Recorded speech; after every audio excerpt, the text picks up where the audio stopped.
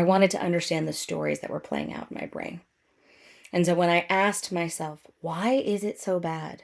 What makes it so shameful, so distressful that your low back started hurting when you were trying to walk from your car to the gazebo? And that is what revealed my actual motivations for moving my body. Up until that point, I had really done a lot of work on unlearning the stories and the narratives around moving my body to lose weight. I'd pretty much resolved or come to a place of radical acceptance that my body size was probably not going to ever be what a younger version of me thought it should have been. But I had not yet tapped into the underlying layer of my body grief, specifically correlated to internalized ableism. Welcome to the Body Grievers Club. Hi, friend. I am your host, Bree Campos from Body Image with Bree. I am a fat positive body image coach, educator, and trained mental health counselor. My goal is to help you stop hating your body and learn how to move through unavoidable body grief. This won't be your average body image advice. No affirmations, no fluff, no filter. I am prepared to say the quiet parts out loud. And no matter how overwhelming or hopeless your body image feels, you belong here. Welcome to the Body Grievers Club. Hi, and welcome to another episode of the Body Grievers Club. Today, I'm going to be talking you through my movement journey. I'm going to talk to you about how 5 years ago, my exercise practice was non-existent, and how today it is intuitive, it is consistent, it feels good, it is honoring to my body. And back then, this is where I wanted to be. I wanted to be in the healing. I wanted to be in the place where I didn't have to think about my relationship to movement, that it would be autonomous. But the reality is that that's not how this works. We do not get to just be in the healing. We do not just get to be at the end of the story. We have to go through it. That is what my framework of the Body Grievers method is all about, is sitting in the suck, is going through the discomfort so we can get to that place of respite. I think the other thing too is that sometimes we think it's going to look differently when we're on this side, and so I want to bring it into reality for you. Let me back up a little bit and bring you into my movement journey 5 years ago. So this is November. Let's go to November of 2021. Actually, we'll go a little bit earlier. So think back to the pandemic. Let's say it's like March, April of 2020. But up until this point, I was consistently working out at a gym, of strength training.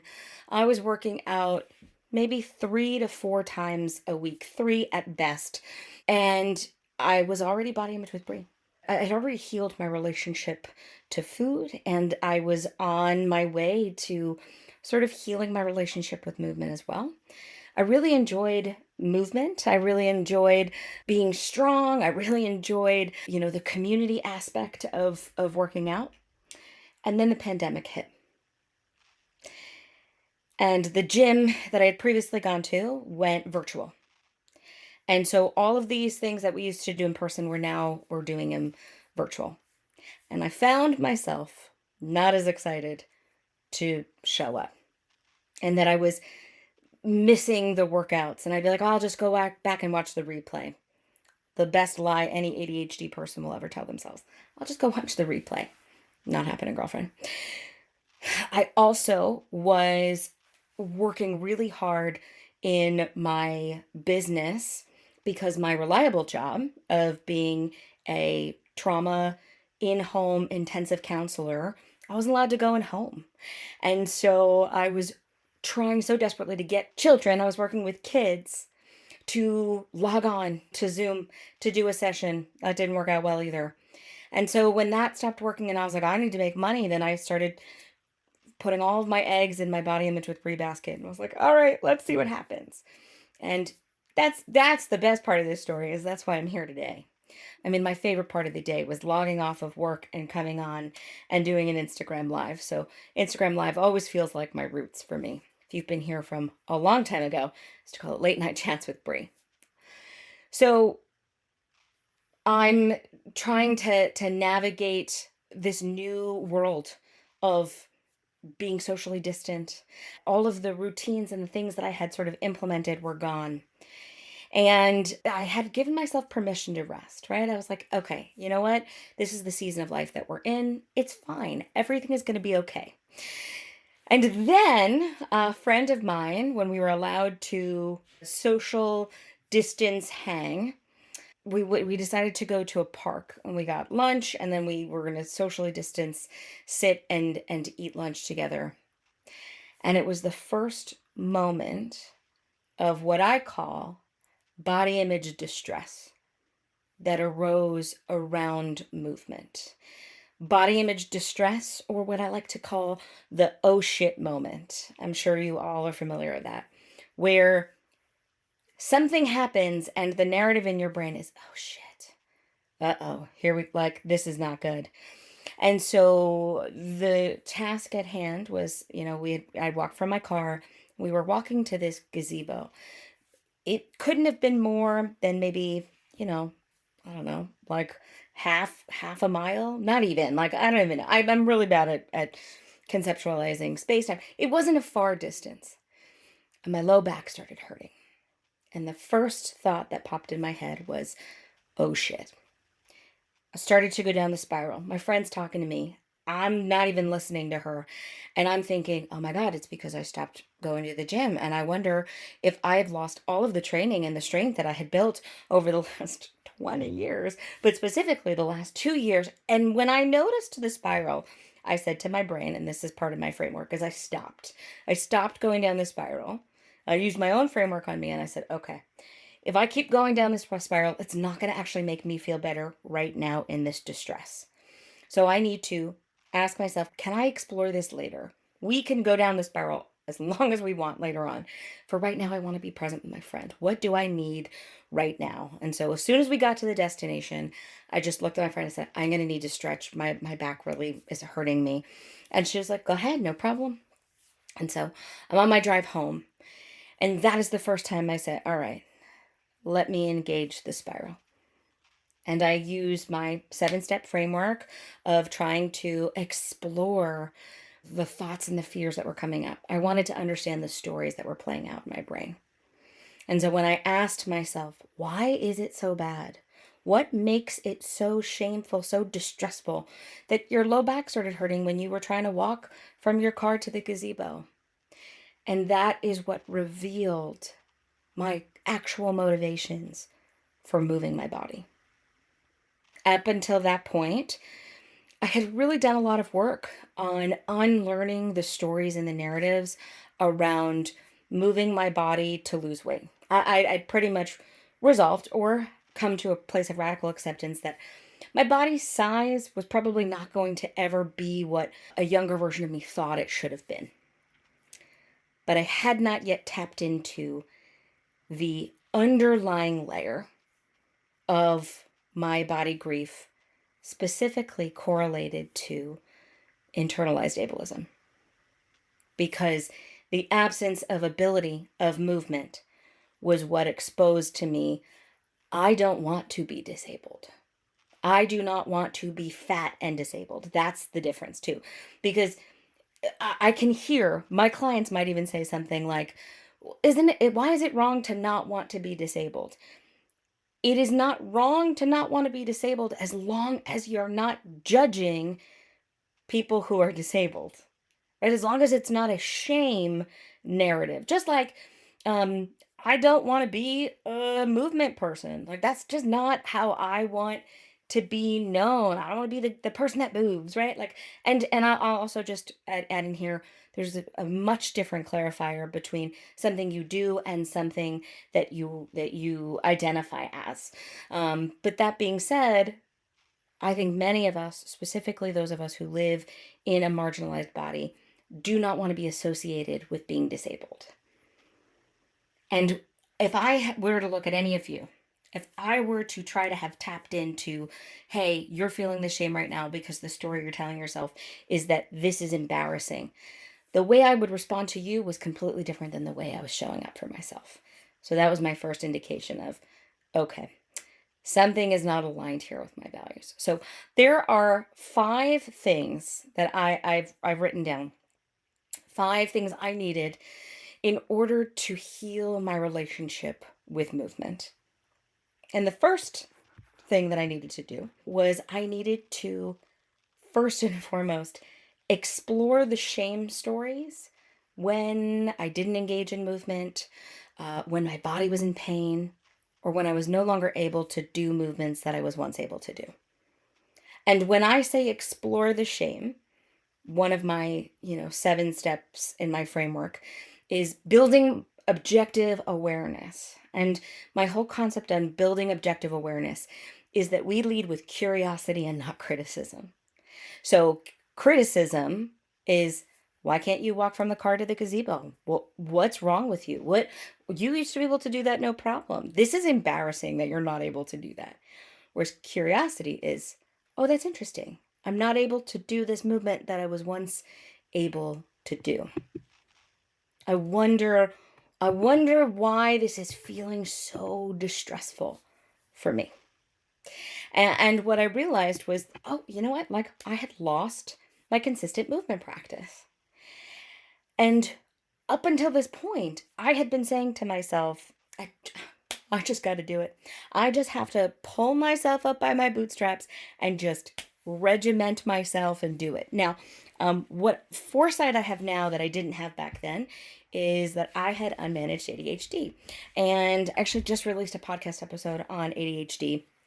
And so, we talk all about this of needing to make the system work for your brain and not the other way around. One of the reasons that I was so habitual with movement was because it was part of the system. It worked with what I was doing. I would get up, I would go move, and then my whole day started. But when my day changed, when I no longer had to leave my house, well, now that became a hurdle. And not just because of my movement story, but because it was no longer fitting into the system that worked for me. And so I really had to get curious as to, why am I not choosing to move? And that required me to do the second thing, which is to give myself unconditional sexy permission to trust my body's signals, even if that meant that I wasn't going to move, even if that was to choose not to move and to choose to rest, which we'll get into. Our innate instinct is to distrust our body. For years, we have been told, your body is wrong, don't listen to your body, you're not really hungry, you're just thirsty, you don't really want dessert if you're not eating a vegetable. Like, we have just been taught to distrust our bodies. And so now, when your body is saying, I want to rest, criticism is coming in and saying, no, you don't. You can't rest. You didn't work out. You didn't earn rest. And so that goes back to the stories of, what were the stories that I was telling myself? And are those stories that I actually believe? Do they align with my values? And so part of my unconditional sexy permission was, I needed permission for a full body, hell no, I don't want to move. No explanation necessary. And I'd love to tell you that felt fun and exciting and sexy. No, that felt difficult. It felt intense. It felt shame-ridden. So another opportunity for objective awareness. That when you are giving yourself permission, if then shame and criticism come up, it's another opportunity to say, I wonder why that is. I wonder why it's feeling so difficult to say no here.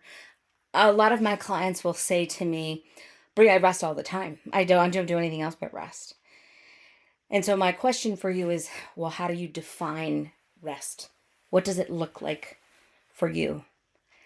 And if you cannot tell me what rest looks like, then you're not doing it.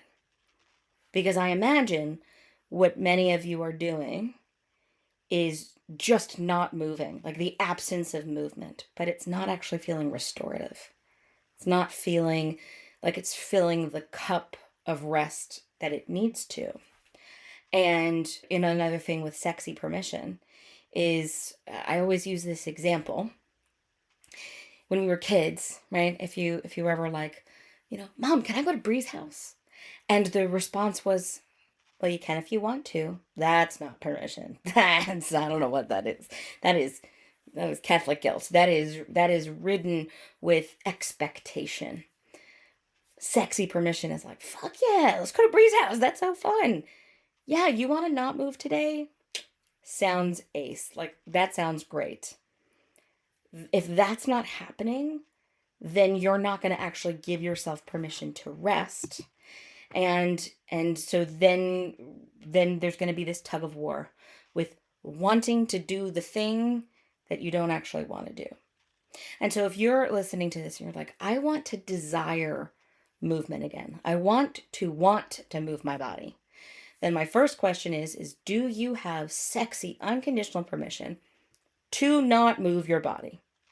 And two, do you have the ability to explore the shame stories or the stories connected to your ability or inability around movement, your desires, and the outcomes of movement? And if you don't have those two things, then this next thing is going to be virtually impossible. So I had my sexy permission. I had my exploration with curiosity instead of criticism. And there's two sort of like branches of where we can go from here. I'm going to go into this next one. The third thing I needed to do was I needed to unfuck my schedule and heal from a consistent cycle of burnout so that I could heal my relationship to rest. Let me say that again for those in the back. I needed to unfuck my schedule so that I could heal the perpetual cycle of burnout so that I could then in turn restore the relationship I had to rest. I asked earlier, what does rest look like to you? If you had asked me that in 2020, I wouldn't have been able to answer what rest felt like. If you asked me what my rest practice looked like, I would be like, I come home from working 12 hours a day, I collapse on my couch and I watch The Office until I cannot keep my eyes open anymore. Like that is not rest. And I actually have a podcast episode on this, and it's called Rest Feels Unsafe. Because when I began to explore the stories I had around rest, it was revealed to me that rest didn't feel safe because the story that was playing out is that my worth and value was tied to my productivity. That rest had to be earned. How can I just rest if I didn't earn it? And while that doesn't align with my values, it was very stuck. Because the first time I said, okay, one way I can practice resting is ending my workday. Especially working for yourself. If you are somebody who works from home or works for yourself, it's really easy to just keep going. And you can work at all hours of the day, at all times. And so I said, okay, I'm going to make this practice of I'm going to stop my workday. And the first day that I did that, my anxiety skyrocketed. I started to have a panic attack. I'm like, well, that's not what we want. And so I had to sit in the discomfort of recognizing, why does this feel so difficult for me? And that's when I started to realize some of those stories, that I believed that my worthiness was tied to my productivity. How much I was able to rest was tethered to how much work I put in. And then this was where the ADHD piece came in for me, but the work was never done. So I was literally setting myself up for failure, that it's like, well, I can't rest till the work is done, but the work is never done. So therefore I never get to rest. And I will tell you that I'm still in recovery from burnout. They say it can take up to 5 years. And how do I know that I'm in recovery from burnout? Is whenever I start to fall down old patterns, I can say, oh, I know what's happening.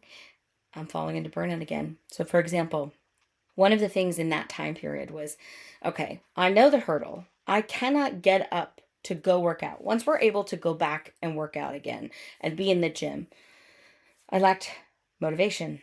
And I was trying to muster the motivation. I was just like, I just gotta do it. I just gotta, if I pay money, I'm gonna motivate myself. And one of the things I teach my clients is that there are two types of motivation. There's internal and there's external. The external motivation is the pull yourself up by your bootstraps, pay the money, and feel the loss.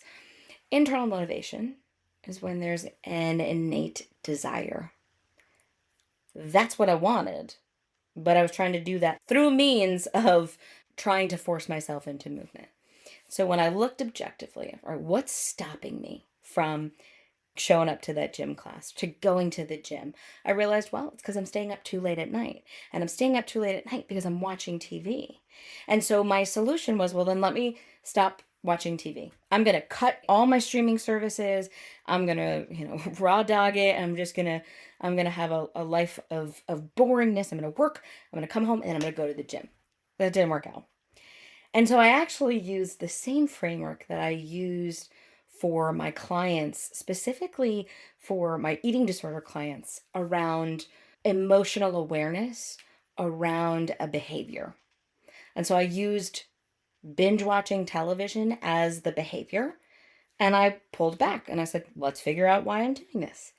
And what I got to, right, what I was able to get through this activity of, recognizing the stories that are playing out from my brain, the objective of what I was trying to experience, and how I met that and where I didn't meet that.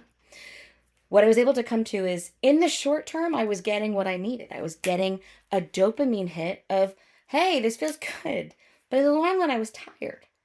And so in that observation, I said, okay, well, I'm not really a bad person if I'm tired. I'm not a bad person. Nobody goes to jail for not going to the gym. So this shame story, this shame narrative around it not being good or it being shameful that I'm not moving my body, that's a story I'm going to have to unlearn. And I had pretty much done that at this point. But the part that I was like, oh, right? The awareness of like, well, if I want to get what I want to feel, which is rest, which is joy, is that I was going to have to stop my work day so I didn't get to the point where I was collapsing on the couch, hoping that the tiredness and exhaustion would pass. My therapist asked me sometime last year, she said, Brie, what is a hobby you can do that will not make you money? I said, attacked. Amy, if you're watching this, that was an attack. But it was a beautiful attack because I said, I don't know. And that's when I joined my choir.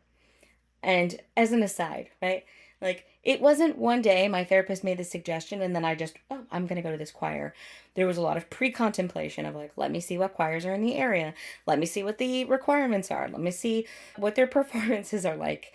Let me put it on my calendar and if I'm free. And then I literally had to get an accountability buddy, my friend, who may or may not be watching this live.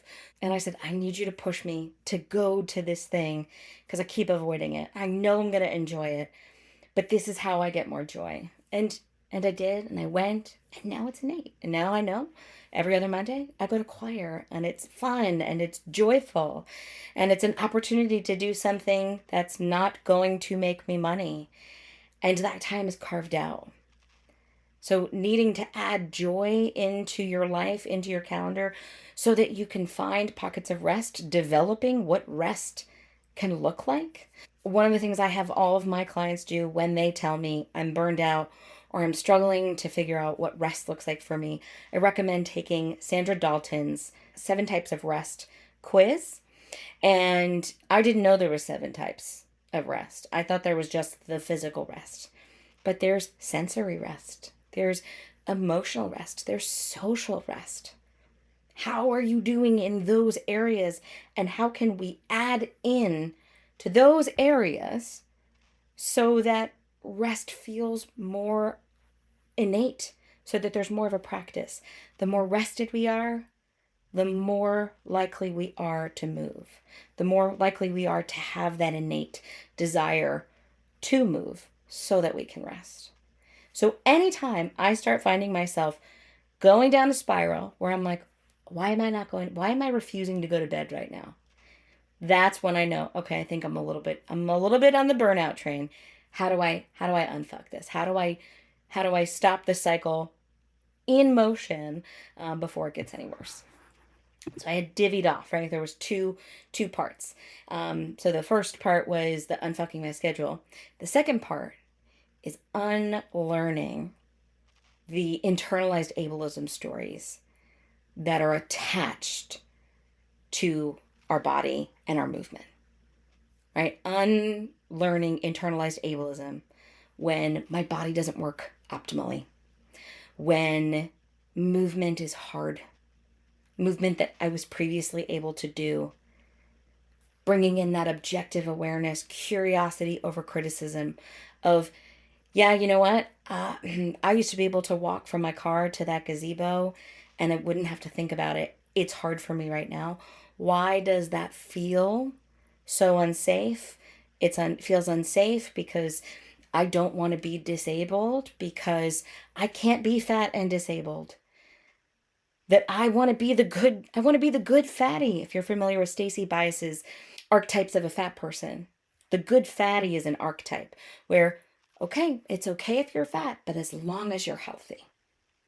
And as long as health is a barometer of something you can fail at, as long as your health is a tether to your enoughness, that is how you will stop yourself from tuning in and connecting to your body and determining, is this intuitive? Is this actually something I desire? Do I desire health, or do I desire adequate health care? Do I desire mobility, or do I fear a world that is not equipped to help people who are disabled, or is not made for people who are disabled? And I'll be very frank. There are still internalized ableism stories that pop up for me. I have a podcast episode on refusing a wheelchair at the airport. And y'all, this is not that long ago that I was like, yep, I am choosing my ableism right now. And I'm refusing a wheelchair because of this story of this shame. But even that, right, in that episode, what is revealed to me is that my desire to not use the wheelchair wasn't even what was bringing up grief for me, but the fear that I'm a fraud, that I'm fucking body image with Brie, and I'm opting in to anti-fatness and ableism.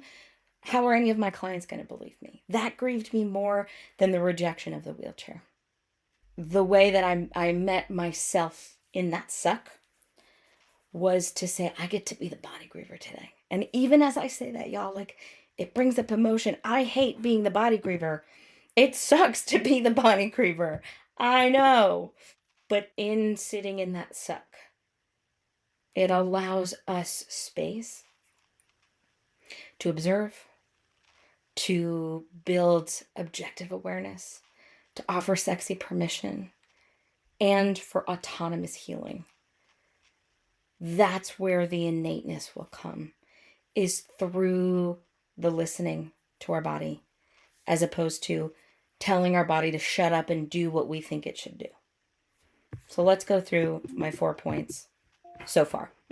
1, explore the shame stories around movement, around when you choose to engage in exercise or a movement, when you choose not to. Even if if you choose to move and then you're celebrating that, and there's a sense of morality of like, like, look at me, I did it. Can we get curious as like, all right, would you have felt shame if you didn't? Because as long as you're celebrating I want to be so clear. It's so messy, y'all. That there are times where I'm like, yes, that's a win. That feels like a win. But as long as it's not tethered to my enoughness, I keep using that phrase, to my enoughness. That is from my friend Hannah Husband.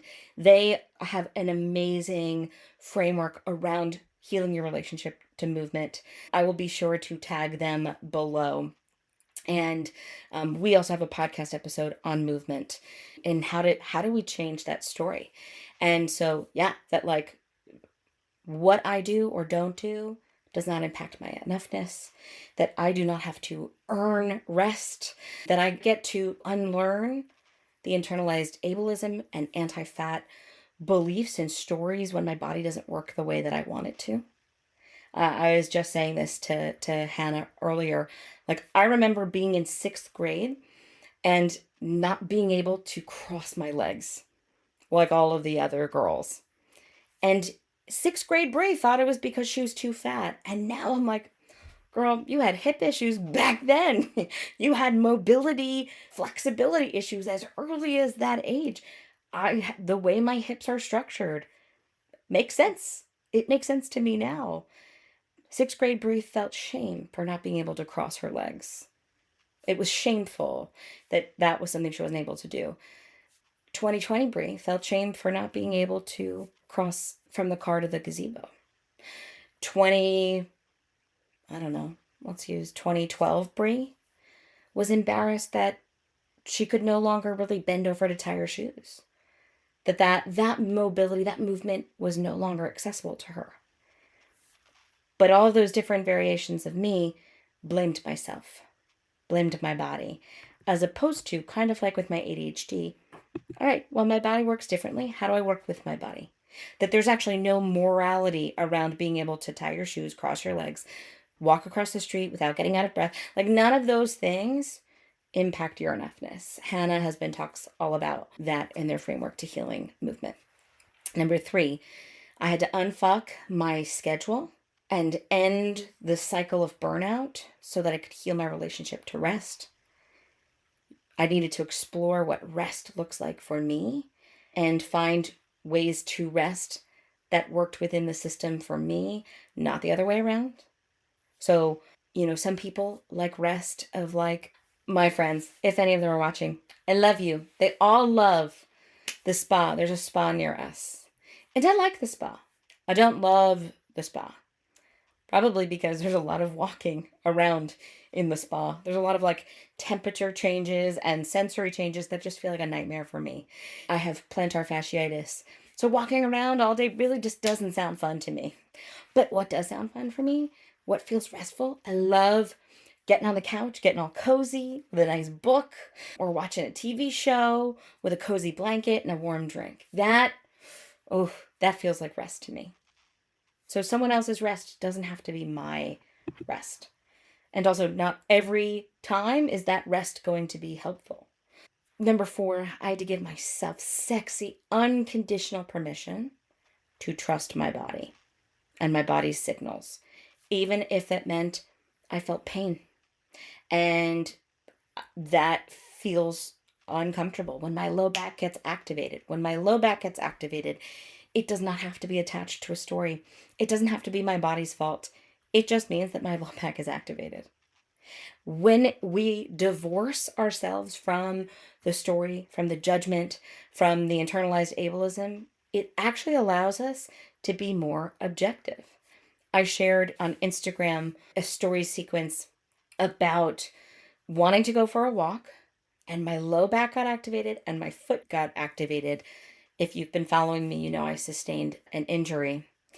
And there was a moment where I was like, I think I could push. And then I said to myself, why though? What is the purpose of pushing? Like, why are we going to push ourselves? And really, the reason I wanted to push myself was like, I want to be tired. I want to feel tired at the end of the night. And I was right. I was not tired at the end of the night because I did not engage in movement. But I gave myself unconditional sex permission to say, nope, we're going to stop today. And if I'm wrong, like, that's okay. That's really good information for next time. I started trying to figure out, why did my foot hurt? And I realized that day I took all of my client calls in my office. And in my office, my feet don't touch the floor, which caused my foot to strain, which then activated the injury, which brought upon the plantar fasciitis, which made walking harder. I also wanted to go to Pilates, which I want to talk about, and the class was full. So I was like, crap, I need a backup option. I started doing Pilates when I found out that Pilates was actually created for people with disabilities. Joseph Pilates created movement where you could work on building strength even if you were disabled, even if you didn't have full function in standing. And so everything in Pilates is supported. Another barrier to movement is being able to find places and environments that are welcoming for people who look like me. And what was really important for me in trying to find a studio for Pilates was that they were going to take modifications, that I know my limitations, and you can shout out instructions, but if my body says no, then I'm not doing it. And this place does a really nice job of finding accommodations. The teacher will come over and be like, I'm going to lower your bar for you. If my low back got injured in class the other day and I raised my hand, and she was like, I want you to stop doing this movement and I want you to just stretch. And as I was lying there stretching, I was like, this is where I needed to be. I needed to go through everything I had to get to this point. That when my body feels pain, it doesn't feel shameful. It doesn't feel like my body's broken or that it's not working optimally. It's just my body talking to me. And I think that I just went hard and didn't engage my core properly. And then it was one twinge. And then that was it. And I said, okay, body, thanks for letting me know. I'm going to be more cautious next time. I'm going to be more intentional. Same thing yesterday with my walk that I was going to go on. I just started booking it. I was like, yeah, I got energy. Let's go. I didn't warm up my body. I didn't stretch. And I thought about it. I was like, nah, I'm not going to stretch. Okay, maybe that's not a possibility for me. And that gets to be frustrating. But it doesn't have to be shameful. And if it is shameful, I get to explore and unlearn those stories. And last but not least is I had to sit in the suck of time. 5 years. It has been 5 years since I have had a formal movement practice. Y'all, it's bringing up emotion. I didn't even know it was there. So often in this work, it's really hard to measure progress because we're measuring beliefs. And sometimes the only evidence that we have is time. Time does not have the ability to heal wounds. That phrase, time heals all wounds, bullshit. Time heals nothing. The only thing time allows you to do is to become more familiar with it. And the more I became familiar with the stories and the shame narrative and the hurdles, using my 7-step framework to navigate through discomfort, through shame, through stories that my brain was telling me, and then being able to see it over time. Where I am today is where I wanted to be 5 years ago. I wanted to be the after story. What does that sound like? Diet culture all over again. I didn't want to be struggling. I wanted to be healed. Wishing myself into healing did not get me there. But grieving did. Sitting in the suck of the shame and the stories and the internalized ableism and the beliefs that clearly dissent from my values. Separating out the suck from the story and not letting, hey, even though these things are floating around my brain, even though I'm feeling these things, I know I'm rejecting that. I don't believe anybody has to earn rest, even if that's a story I'm believing for myself. I don't believe anybody is a bad person because they get low back pain when they walk.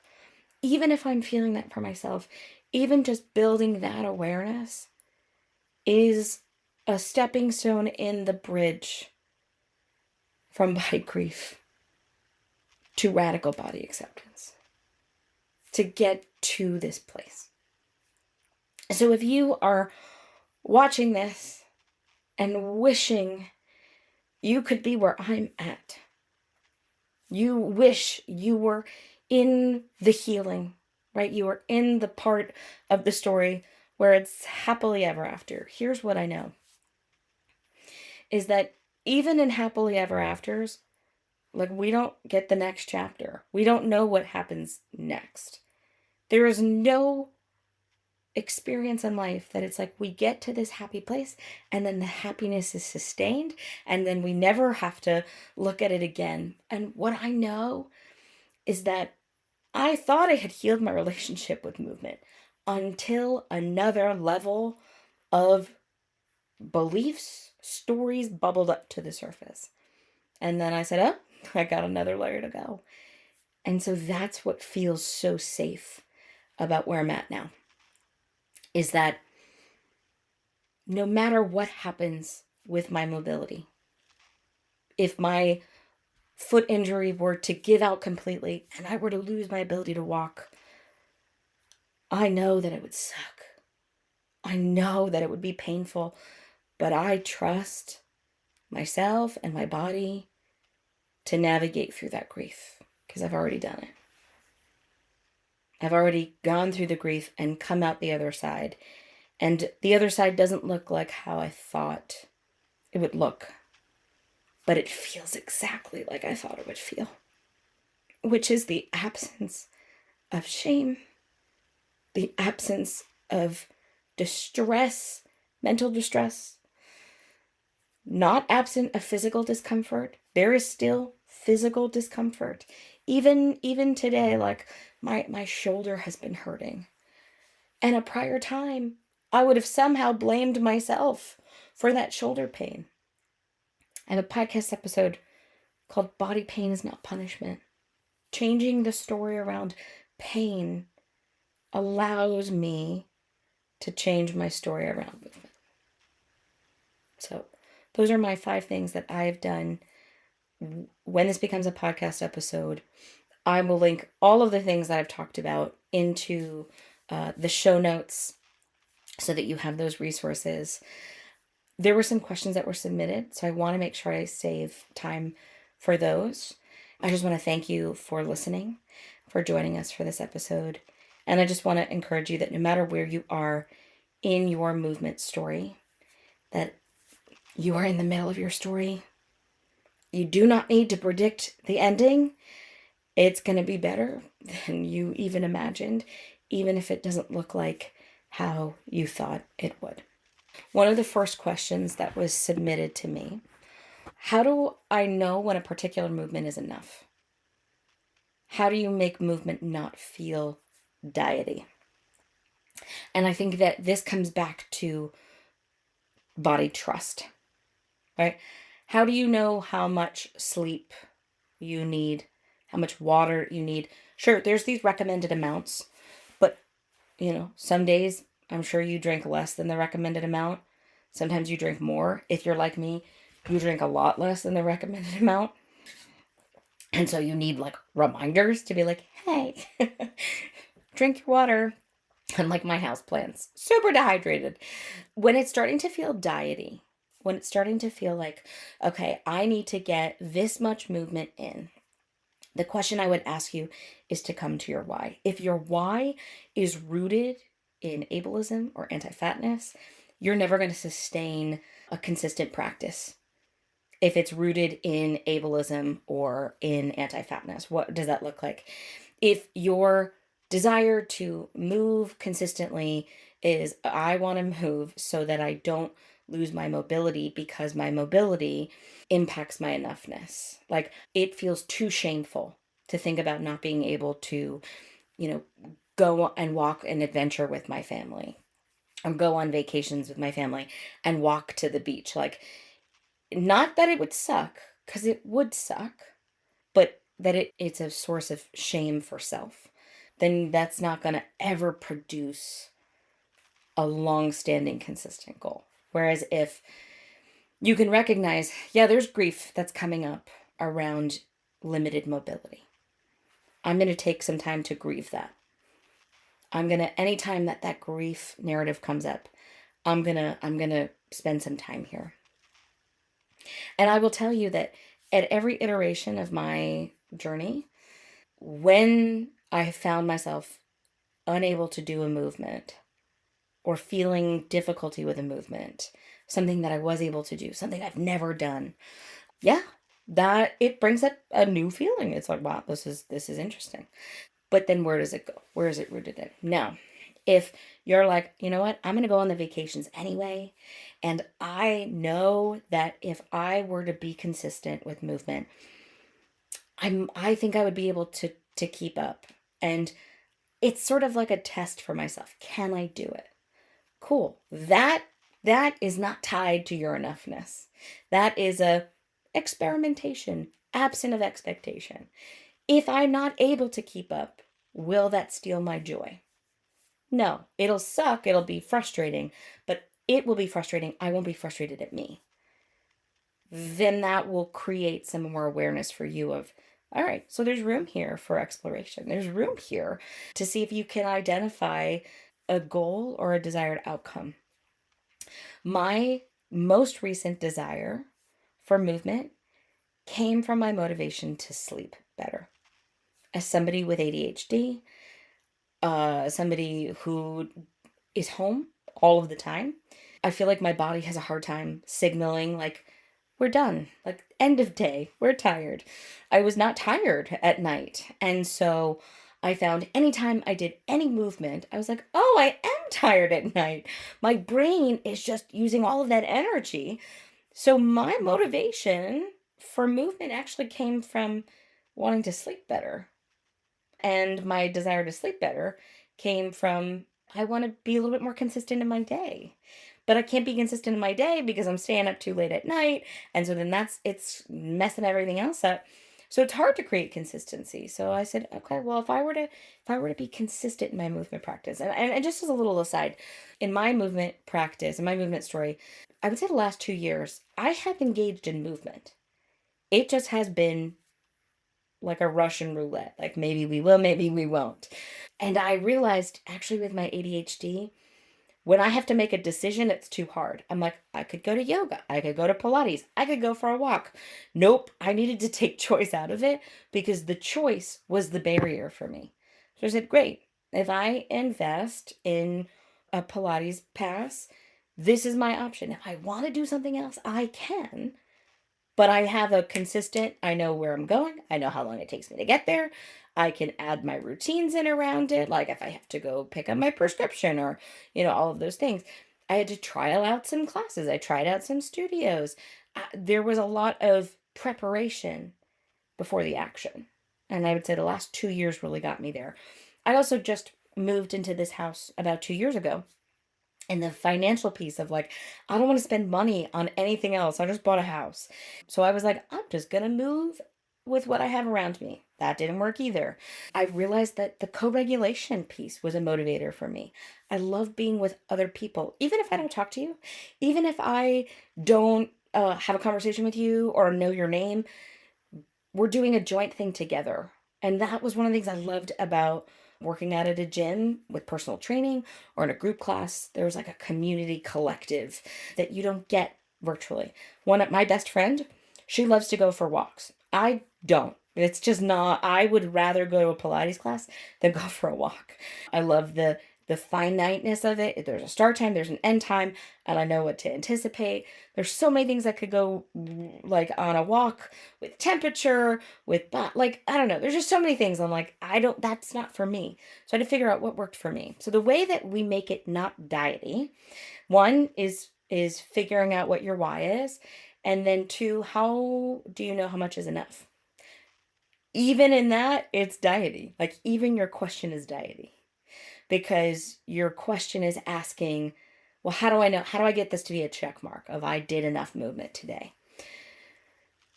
Can you trust your body to let you know? And is it okay to be wrong? So, yesterday I wanted to go for a walk and I got to the end of my block and said, nope, and turned on around and I came back up.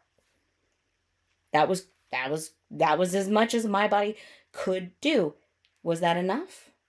Do you think I'm allowed to say, yeah, I moved yesterday? I count it because I don't count my movement in that way anymore. My counting of my movement is, did I do this thing I set out to do because I want to improve my sleep? Or because it's the kindest thing I could do to my body? I didn't end up walking, but then I did stretch. I did lay on my yoga mat and have that time on my yoga mat. But even if I hadn't, I would have counted the movement, because this is not something that we can measure in that way. And if we're still measuring it, it's still rooted in wellness culture. Great question. That was from one of my clients. So we have a group call in a little while, so we can unpack that a little bit more together. How do you navigate limited mobility with friends and loved ones? Uh, I see some folks on here who I just went to a conference with, and there were some mobility things at the conference that in a prior time that might have caused shame for me to navigate. For instance, needing to be able to sit down after a few minutes because of the injury. It's too much for my foot to not have the ability to sit. And I think just like anything else, it comes with practice. Sometimes I like to rehearse things. I remember the first time I had to tell a family member that I didn't want to go to the show that they wanted to go to because I was going to need an accommodated seat. And it wasn't really a show I wanted to go to. And so it didn't feel like worth the effort. It didn't feel like something I really wanted to navigate. So, yeah, I said, okay, I have an opportunity here.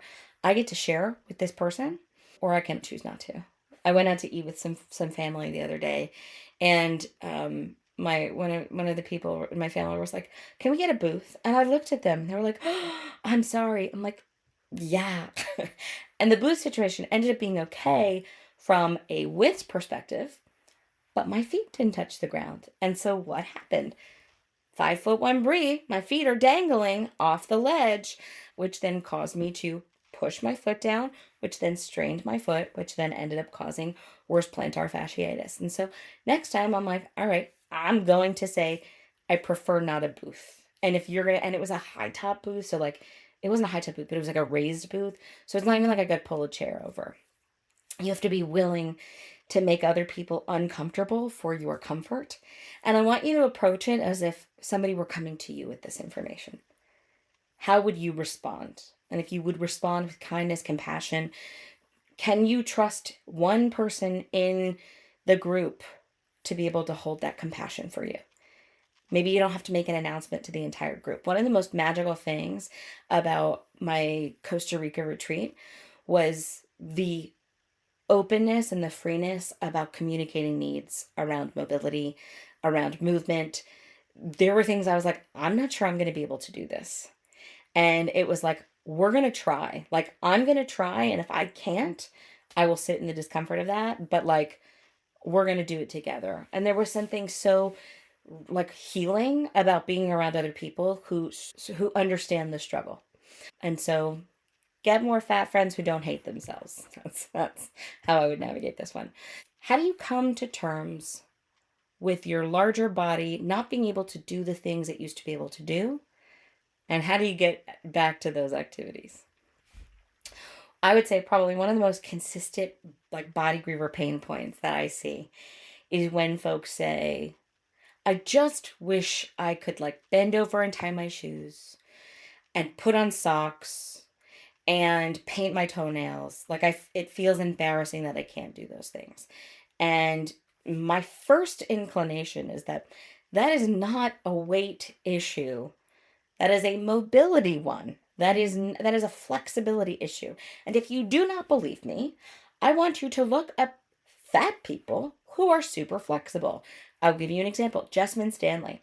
Jessamine Stanley can do a headstand. Jessamine Stanley can do a split. Flex with Vera, I think is her account. I bought her hip opener course.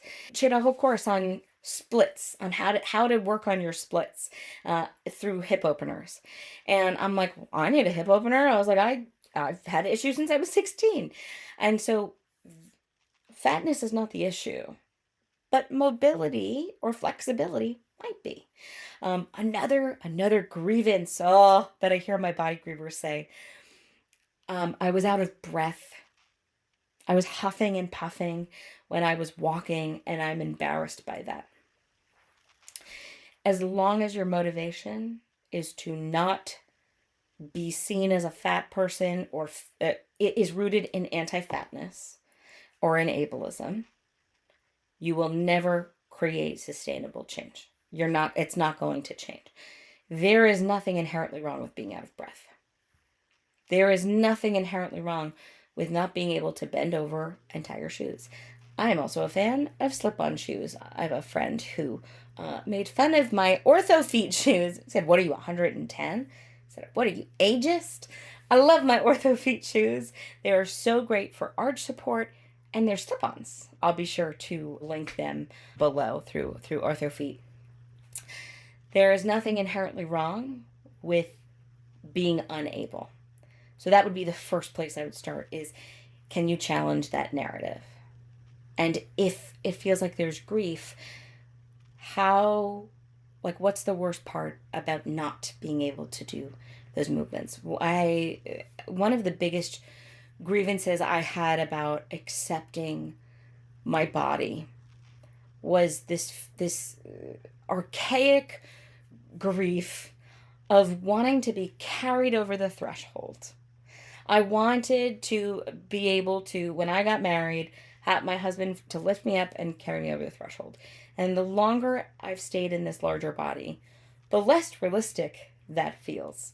This grief has shown up when my niece or my nephew, when they were little and they tried to sit on my lap, and my stomach is larger, and so it prevents them from being able to sit on my lap. I can hold space for the desire and the discomfort without also shaming myself. Just like I didn't shame myself for being at the restaurant and my feet not touching the ground, because I don't see my height as personal responsibility. But if I am seeing my weight as personal responsibility, that is something to be explored. If you are desiring movements that you once were able to do that you're not able to, I would look at some functional movement, or as my friend Hannah Husband talks about, like perfunctory movement. Something I had noticed even in my movement exploration in the last couple of years was like, the first Pilates class I did, she kept saying, "Put your shoulders down." And I was like, "They don't go down." And I was like, all right, it's probably because I work on the computer. That this is probably a cost of the way I show up for my job.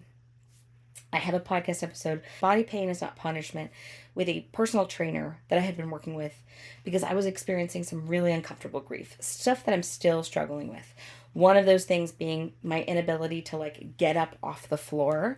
So anytime I sat on the floor, I felt like I would toddler, and I couldn't get up.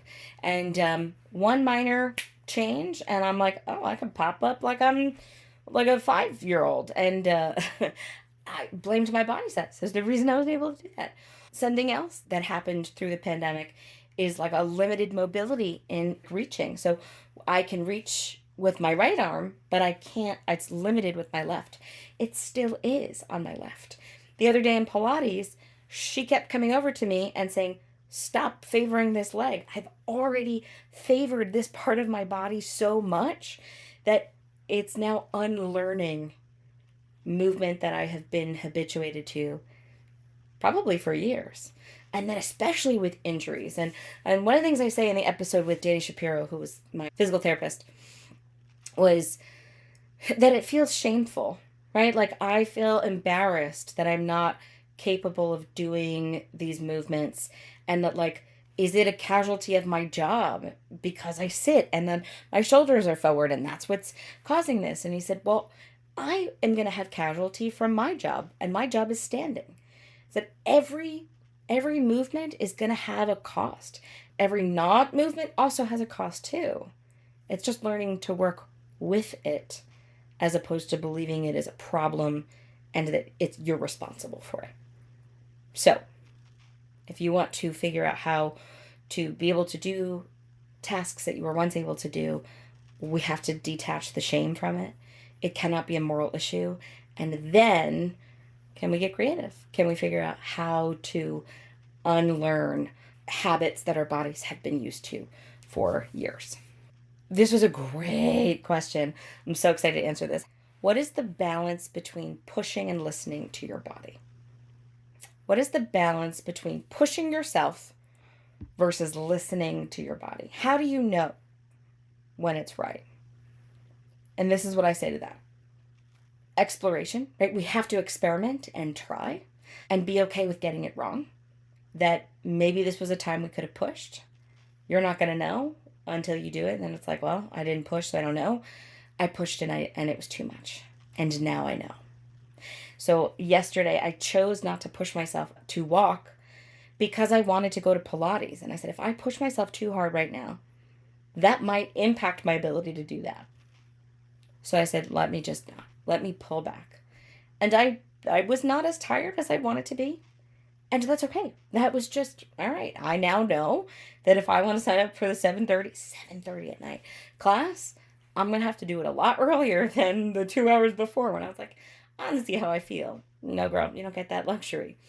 I would use this as an example of think about pushing yourself or listening to yourself when it comes to using the restroom.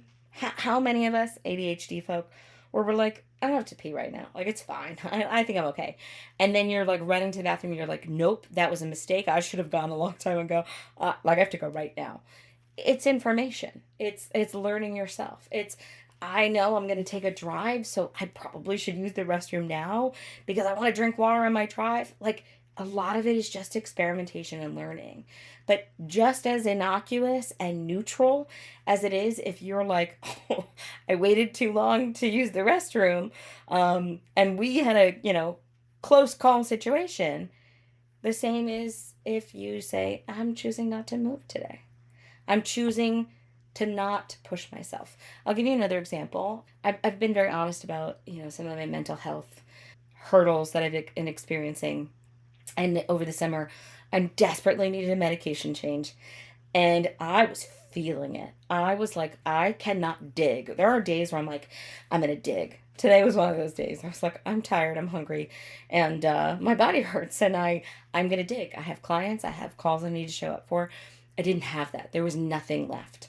And so there was this function that I agreed to go to. And I was like, I don't want to go. I don't want to do this thing. And so I had to sit with which is the discomfort I can live with. Can I choose to sit in the discomfort of going even though I don't really want to be there, or sitting in the discomfort of not going and disappointing people? And I was at a place where I was like, I'm going to disappoint people. That's fine. But the event was significant enough. It was for somebody else that I said, if my mental health wasn't where it is right now, would I be making a different decision? And the answer was yes. And so I chose to push myself to go. And it was the right call. It was the right call to go. As soon as I got there, I was like, I'm not masking. If you're familiar with the ADHD term masking, I was not going to be overly cheery. I was not going to try to rescue anybody. I was like, this is me. I'm showing up. Take it or leave it. People asked me if I was okay. I said, nope, nothing I can do about it. It's fine. Leave me alone. Like, I was just present. But as the night went on, I was like, oh, this is actually a really good call. I'm glad I came. I could not have known that unless I pushed myself. But I also could have sat in the discomfort of not pushing myself and saying, I'm not going. So as long as it's not attached to a personal moral failing, that you are not a better or worse person when you push yourself versus when you don't, the more you can build that trust and build awareness around, hey, this might be a good time to push myself. It's very similar with intuitive eating. If anybody has digestional issues, if you are in the questionable lactose intolerance club like I am, there are days I'm like, I want a fucking piece of pizza. I'm from Jersey. We do pizza. Maybe not as good as New York. Our bagels are out of this world. But I want a piece of pizza. Sounds great. If I have a function the next day, that might not be the right call. Because if I don't feel good and I have to be somewhere, that's going to impact how I feel. So there might be times I sit in the discomfort of wanting something and not doing it and not having it knowing I can have it tomorrow. I can have it the next day. I can have it any other point. I can always change. I can always re-engage. I can always try something new. But I can't undo it. I cannot unring the bell. But I get to sit with whichever discomfort I want to. I had gone out to eat with a friend of mine, and I was waiting to hear from this guy if I was going to go get a drink with him. And I was like, I want a burger right now. If I eat a burger, my stomach's going to be rumbly. And I bet you, if I don't get the burger, he's not going to contact me. But if I do get the burger, he's going to contact me. And that's exactly what happened. And I said, YOLO, like, I might have a bellyache at the bar, but I will survive that discomfort. Or I can choose not to go. I will no longer, there's another podcast, I no longer make decisions around boys. We make decisions for Brie, and the boys get to work around them. We are losing the plot, my friends. I have one more question I want to answer. Question is, where do I begin? And I would recommend starting with downloading my 7-step freebie from body grief to radical body acceptance. If you comment the word 7 steps on this live, it will take you right to that link. I believe that my framework of 7 steps, it's something you've probably heard before. You've probably heard other people say things along the same lines, but it is the tool that I will use constantly for myself. Of this is my opportunity to build objective awareness, reframe the stories that I'm telling myself, investigate the activating triggers that I'm feeling, allowing myself unconditional sexy permission, naming my needs, living my best life now, not based off of the decision of what other people are going to think or experience, but how do I want to show up? Do I want to eat the burger? Do I want to try and go for that walk? Do I want to go and sing in a choir competition? Even if I have to be one of the few people who sits during choir, I get to make that option. Just in case anyone's listening, it's 7 steps, and it's the number 7 steps. And then A is aligning to my values. Am I living in a way that is bringing me closer to the values that I live by or want to live by, or further? Does it align with my values to shame somebody who's not able to walk from the car to the gazebo, or paint their toenails, or bend over to tie their shoes? And if that doesn't align with my values, what are my values and how do I live in alignment with those? So my 7-step freebie is available also via my website, bodyimagewithbrie.com, so you can check it out there. I also have a bunch of podcast episodes, the Body Grievers Club, on all listening platforms, where I actually break down each of the 7 steps. I'm really excited for next year.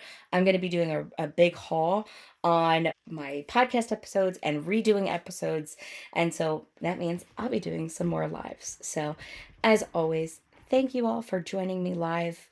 I love you. I'm confident that no matter where you are in your movement story, in your body image healing, that you are right on time. You're right where you belong.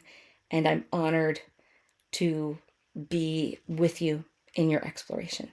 So with that, I bid you adieu. So much love to you, my friends. And until next time. Hey, friend. Thank you so much for listening to this episode of the Body Grievers Club. Like all of our podcasting friends, we ask that you like, subscribe, and share this episode with someone who you think needs to hear it. I know that body grief is tough, but I hope this episode helped you to feel less alone. To learn more about how you can shift your body grief to radical body acceptance, be sure to check out my free 7-step guide designed to help highlight how you can transform your body image story. You can also learn how to work with me inside of the show notes.